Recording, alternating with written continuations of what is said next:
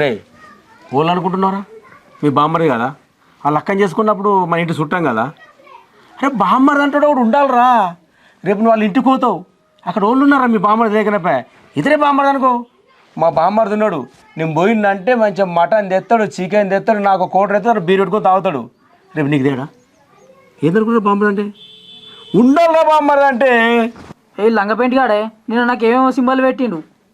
అరే బావతో చెప్తే వాళ్ళతో చెప్తారు సార్ పరిష్కారం చేస్తాడుది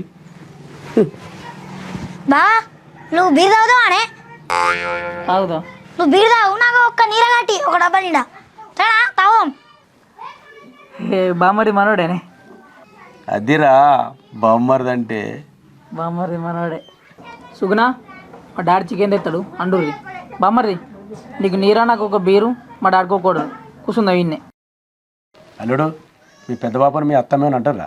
మా పెద్ద అత్తను పాపుడు కదా మామ ఏమో అత్తమ్మ అంటవా అది అప్పుడే ఏడుతుంది అప్పుడే నవ్వుతుంది అప్పుడే మనోళ్ళు అంటది అప్పుడే కోపానికి వస్తుంది దాని అంటే నేను చూసుకుంటా ఇక ఎందుకు మా నేను లవ్కు సపోర్ట్ చేస్తా మామ. అల్లుడు నువ్వు పూరీలు తింటావా రొట్టె వేపి అన్న? ఏ మామ నేను ఆయిల్ ఫుడ్ తిననే నన్ను అక్కడికి అయితే పోతుంది.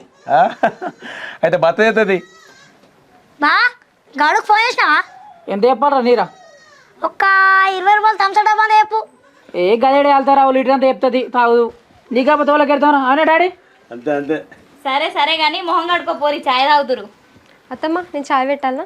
చాయ్ నేను పెడతా కానీ నువ్వు వాకిలు ఉడువురా వాకిలు ఉడితే అట్లే సాంపు జల్లు. అవురా మొహం కడుకున్నావారా? ఏ కడుక్కోలే